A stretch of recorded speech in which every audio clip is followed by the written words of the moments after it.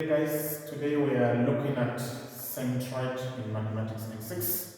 So we'll go through this question.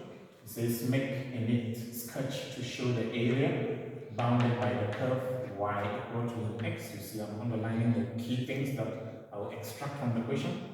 The x-axis, the y-axis, and the line y equal to 2. Show also the representative strip. Then after that, we'll calculate the area described in A. Then we'll also calculate the area moment about the x-axis as well as the y-ordinate of the centroid. So that is what we are going to do. So let's go back to A. If you look at A, you see what I've done. Once I've read through the question, I scan through it and pick everything that is important to me. So from what I've seen there are 4 graphs involved. So we've got y equal to ln x, graph number 1. We've got the x-axis. You must remember that the x-axis is a graph whose equation is y equal to 0. We've got the y-axis, which is another graph whose equation is x equal to 0. And we've also got y equal to 2.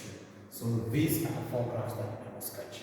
So since x-axis and y-axis are there, that makes life easy, because once I put my xy plane, it means I'm done with 2 graphs already.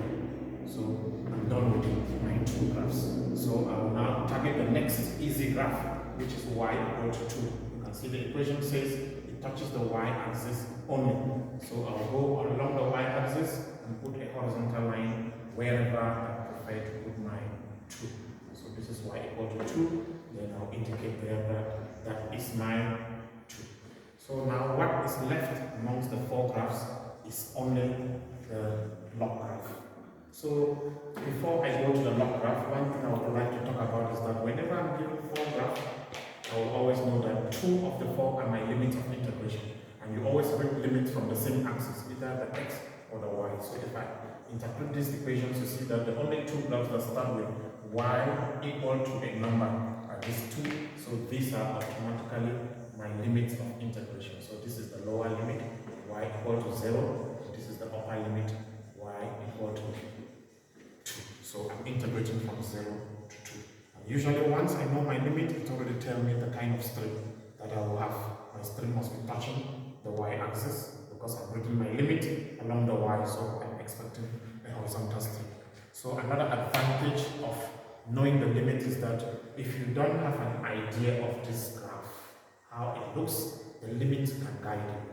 So if I want to know where my graph touches the x-axis, I go to the original equation and make y 0. So if you do that here, you see that that equation will read now as x equal to 0, and that will tell us that x is e to the power 0, which is equal to 1. So it means this graph must touch the x-axis somewhere at 1. Then, now, the next thing I will do is the upper limit. If I take the upper limit and put there, I will see that ln x is equal to 2, and that means x is equal to e to the power 2. So certainly this number is bigger than 1. So what it's telling me is that it's giving me an idea of my shape, that when I'm on 2, I should be expecting a number bigger than 1. So it's now giving me the idea that my shape should be moving in this direction. So that's how I sketch the log graph, even if I have no idea about the shape. So I expect something like that, and that is by 1. But those who have an idea of the log graph already know that it will have to look like that. So after this, the portion I'm shading or I'm indicating must be surrounded by those 4 graphs. So this is obviously that portion. You see here y-axis, the x, the log graph or the line graph, and the line y equal to 2. So I'm shading that portion. That is the portion where I'm going to put my strip. To put the strip, as I've said earlier, if you pick up your limit, the best thing is to just check from which axis are you reading your limit. If it is y, then your strip must touch the y-axis. So it tells me that the best way is horizontal. But if you didn't know that idea, you can also know that a strip should always touch only 2 graphs when you put it in the shaded portion. So if I put horizontal, you see that I'll only be touching 2 graphs, one on the left, one on the right. But if I try to take a strip, you see here, I'm touching 2 graphs, but once I cross the portion 1 of the graph changes, that gives me a problem. Even though somebody can still say, I'll cut this into 2 parts, put a vertical strip there, put a vertical strip there, but it makes the equation a bit longer now. So I will settle for a horizontal strip. That is my strip. So my representative strip touches the y-axis. I put dy there to remind me that the formula that I will use for my calculation must end with dy. Now, if I put a horizontal strip, another thing it tells me is that the two graphs that my strip is touching must be labeled using x. You see, anything horizontal goes with x. So once it is like that, x1 must be the graph on the right side of the strip, x2 will be the graph on the left. So on the right, I must label this x1. On the left side of the strip is the y-axis. Another name for y-axis is x equal to 0. So what will be my x1? I go back to the equation of the line graph. If you have line x is equal to y, this therefore tells you that x will be equal to e to the power y. So that is my x1. So I'm done with my graph. Now let's go to the B part, which is calculating the area. To calculate the area, your strip tells you how your formula should look. The strip is the most important thing in the graph. It tells you that your formula must be dy for N6 students, or you just need to go to page 4 of your formula sheet. You check for this formula, it ends with dy. So this one is in line with what the strip is saying. So your A, C, and G are your limit. We've seen them already, or if you want to check on your graph, you must read them along the y-axis, where you started shading to where you stopped. So you see it's the same thing, 0 to 2. Then your x1 is e to the power y. Your x2, we're so lucky, our x2 is 0, so that is what we get. Integrating e does not change. So you put from 0 to 2, you substitute now your upper limit, you get e to the power 2 minus the lower limit, which is e to the power 0. So you now go to your calculator to check what is e to the power 2 minus e to the power 0. So e to the power 2 minus 1, since we know that e to the power 0 is 1, so it shows that our area is 6,389 unit square. So there we are done with the area. Let's now go to the last part. The last part says calculate the area moment about the x-axis as well as the y-ordinate of the centroid. So the formulas for area moment are on page 5 of the N6 formula sheet. This is how they are written there. Area moment about the x-axis is written as the integral from a to b of r dA. So to succeed here, you must develop this formula using your graph and the formula for the area. So the simple thing I do is that the dA is the first part I easily see. In the place of dA, this is an element of area. I simply recopy the formula for the area to represent my dA. So my dA will be the integral from C to D if I'm copying there. So it doesn't matter whether there is A and B there. Then I'll leave some little space for my R. Then I'll have my x1 minus x2 dy. Now to get R right, the axis written there is very, very important. It plays a big role. So I must go back to my graph. I start from the center of my strip and move to the x-axis, because R is the distance from the center of your strip to the axis written there. So on my diagram, I've got a strip there, which is a horizontal strip. If I pick out that this is my center, I have to move from that center in a straight line to the x-axis. So if you look at that green line, you see it's a vertical movement. And that tells you what is your R. When you move vertical, you describe your R using Y. If you move horizontal, you will be using X. So there our R is a simple Y. So I can now substitute my C and D the same way I did on area. So this is 0 to 2, Y, x1 minus x2. We did it already on the area. It gave us e to the power Y dy. So we are now faced with integrating a product.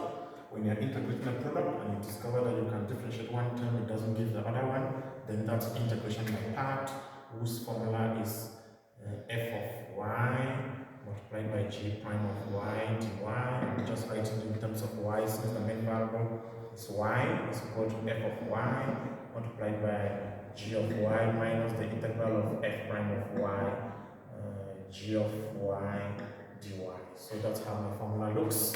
And in that case, I need to check who between these two will fit there. There is an abbreviation called init that our N6 use as their priority list to see which one comes first. So if you check here, you see that this y is algebra, this is exponential.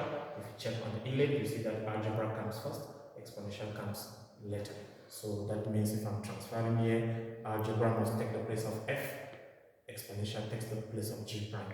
So once you are sure that algebra comes first, there is a shorter method of using to do this integral than using the formula.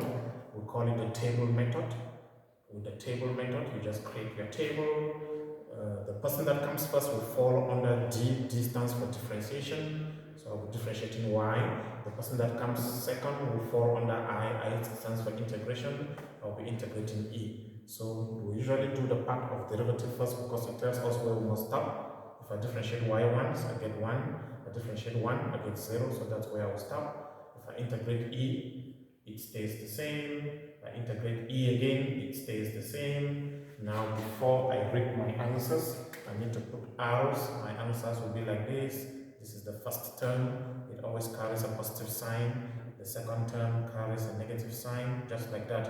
If there are other terms, the signs will just be alternating from positive, negative, till you end. But since we only have that, that is where we end. So our area moment is therefore read like this. I will take y times e to the power y. That's my first term. Then the second term, you see, it must carry a negative sign, so it's negative 1 times e, which is negative e to the power y. Then I put my limit from 0 to 2. So it's now time to substitute my limit.